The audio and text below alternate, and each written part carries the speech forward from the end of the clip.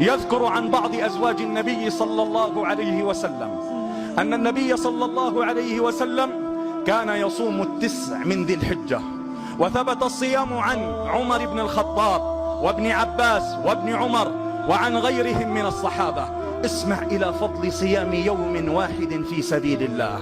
يقول النبي صلى الله عليه وسلم كما في الترغيب والترهيب، قال النبي: من صام لله يوما واحد، من صام في سبيل الله يوما واحدا زحزح الله وجهه عن النار 70 خريفا.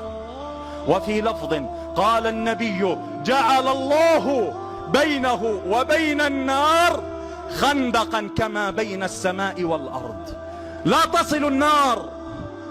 تصل النار إليه، خلاص جعل الله خندقا بينه وبين النار. لذلك حرص السلف على الصيام.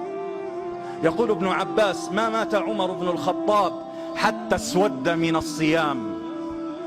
وذكر ابن سعد أن عائشة رضي الله عنها صامت الدهر كله. أبو طلحة صام 40 سنة لا يفطر إلا في العيدين. قيل للأحنف وقد كبر سنه، قيل: إن الصوم يضعفك. قال: إني أعده لسفر طويل، للقبر واللحد والبعث والنشور والميزان والحوض. إني أعده لسفر طويل. الله الله في الصيام في هذه العشر.